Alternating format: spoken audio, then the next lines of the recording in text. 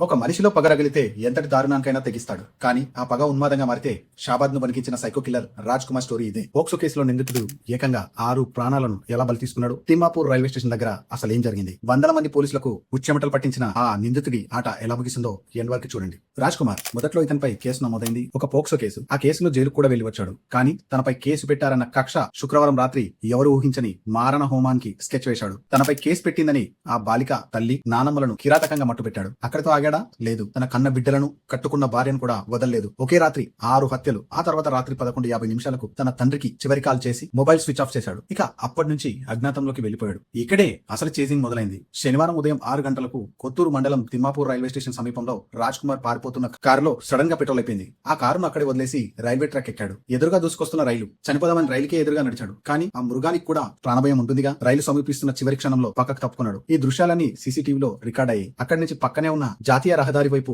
చీకట్లో కలిసిపోయాడు. అతడి దగ్గర 16 సిమ్ కార్డులు ఉన్నాయని, కానీ ఏది వాడలేదు. పట్టుకునేందుకు ఏకంగా 10 ప్రత్యేక పోలీస్ బృందాలు రంగంలోకి దిగాయి. ఆచూకీ చెబితే 2 లక్షల రివార్డు కూడా ప్రకటించారు. కానీ ఓ కానిస్టేబుల్ వాడిని పట్టుకున్నాడంటూ పుకార్లు కూడా షికార్లు చేశాయి. కానీ పోలీసుల కళ్ళుగప్పి తిరుగుతున్న ఆ సైకో కిల్లర్ కథ చివరకు కొత్తూరు పరిసరాల్లోనే విషాదంగా ముగిసింది. అప్పటికి వచ్చిన రాజ్ కుమార్ విగతజీవిగా దొరకడంతో ఈ ఉన్మాదానికి తెరపడింది. పగ, ప్రతీకారం ఒక మనిషిని ఎంత ఉన్మాదిగా మారుస్తుందో, కన్న వాళ్ళనే చంపుకునేలా ఎలా చేస్తుందో రాజ్ కుమార్ కేసే ఒక ఉదాహరణ. ఇలాంటి మరెన్నో ఫ్యాక్ట్స్ కోసం ఛానల్ ఇప్పుడే సబ్స్క్రైబ్ చేయండి.